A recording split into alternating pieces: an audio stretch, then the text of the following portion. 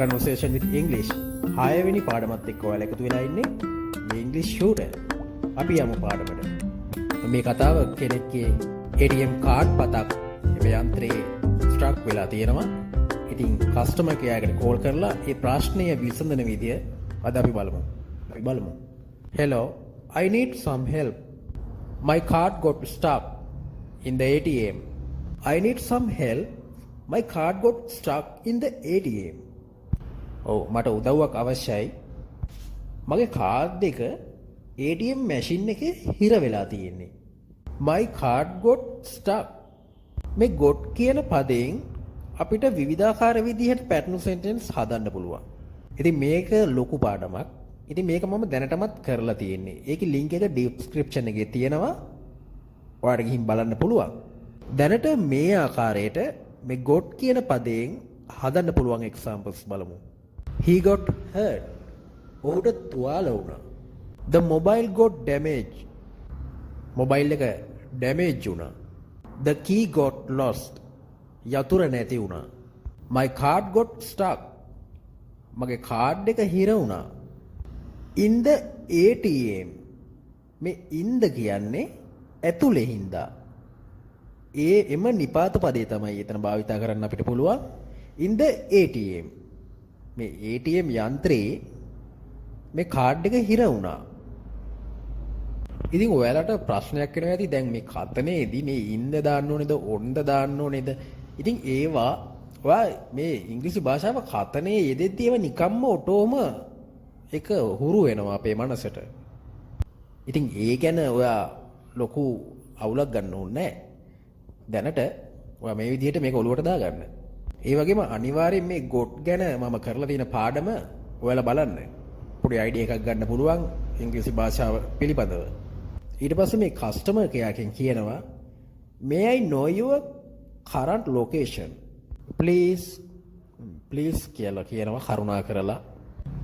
ඔයා දැනට ඉන්න තැන කොහෙද කියලා අහන්නේ.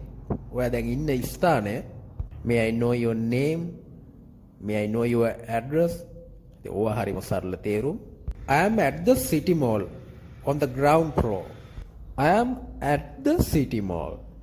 At the කියන්නේ මේ city mall එකේ තමයි ඉන්නේ මම දැන්. I am at the school. මම පාසලේ ඉන්නේ. අපි යම් කිසි ස්ථානයක් ගැන කියනවා නම් මේ at the කියන නිපාත පදය අපිට භාවිතා කරන්න පුළුවන්. Right next to the supermarket entrance. supermarket entrance එකට යාබදව ඉන්නේ. Next to the bank. බැංකුවට යාබදව. Next to the school. මේ ස්කූල් එකට යාබදව. ඒ වගේම මෙතන තියෙනවා on the ground floor. මේ on කියන නිපාත පදය මෙතන භාවිතා වෙන්නේ ඇවිදින්න පුළුවන් තැනක් නිසා. ඒ වගේම මේ නිපාත පද ගැන මම වෙනම වීඩියෝ එකක් කරලා තියෙනවා. ඉතින් මේ වීඩියෝ එක අවසානයේ ඔයාලට බලන්න පුළුවන්. ඒකෙත් link එක මම description එකේ දාලා තියෙනවා. ඉතින් අනිවාර්යෙන් බලන්න. ඔයාලට පොඩි අයිඩියා එකක් ගන්න පුළුවන්. Thank you. Is the ATM screen still active? What does it show? මේ ATM screen එක තාමත් active එකේ තියෙන්නේ. Is the ATM screen still active? මේ still කියන්නේ තවමත්. Is the mobile still working? Mobile එක තවමත් වැඩ කරනවද? Is the line still busy? line එක තවමත් කාර්යබහුලද? Is the shop still open? තවමත් කඩේ openද? Is the ATM screen still active? ඉතින් මෙතන is කියලා මුලින් පටන් අරගෙන මේ ප්‍රශ්නයක් තමයි අහන්නේ. ඒත් එක්කම අහනවා what does it show? මේ what does it show කියලා අහන්නේ ඒකේ පෙන්වන්නේ මොකද්ද කියලා. ස්ක්‍රීන් එක තවමත් වැඩ කරනවද? ඒකේ පෙන්වන්නේ මොකද්ද? What does it show? මෙතන does කියලා පදයක් ඇවිල්ලා තියෙන්නේ. ඉතින් ඒව ගැන හිතලා නම් ඔළුව අවුල් කරගන්න එපා. හරිම ලේසි ඉංග්‍රීසි භාෂාව. ඔයාලා අමාරු කරගන්නේ ඔන්න ඔතනදී තමයි. ඔයාලා දන්නේ මෙච්චරයි. What does it show? ඒකෙන් පෙන්වන්නේ මොකද්ද? ඒක තමයි ඒකේ තේරුම. What does it look like? ඒකේ පෙනුම මොන වගේද? What does it do? මේකෙන් මොකද වෙන්නේ?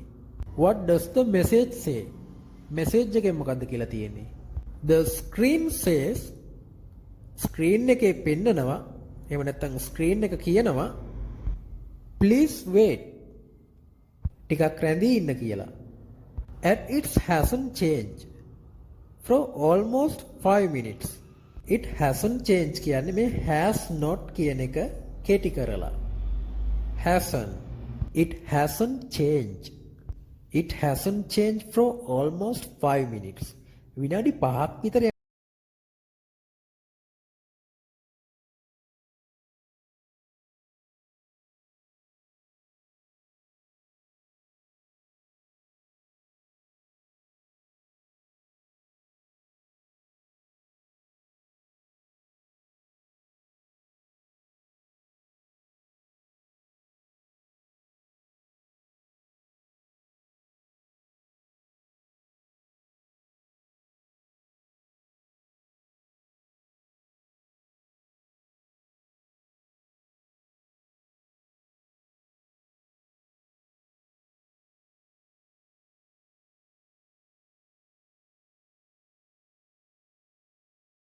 කාර්මිකයා ඔයාව කෙලින්ම ATM එක ගාවේදී හම්බ වෙයි. At the ATM. ATM එකේදී. Okay, I will stay right here. මම මෙතනම ඉන්නම්. Right here මෙතනම. Great. He's on the way. මේ on the way කියන්නේ එන ගමන්. ඉතින් මේ අන්තිමට ආපු pattern sentence ටික කලින් පාඩම් වල මම කියලා දීලා තියෙනවා. ඒක නිසා වැඩිදුර මම explain කරන්න යන්නේ නැහැ. මගේ කලින් වීඩියෝ බලලා නැත්නම් දැම්ම ගිහින් බලන්න. මේ ඉංග්‍රීසි ෂෝට මම ලාහිරු සුපසිංහ.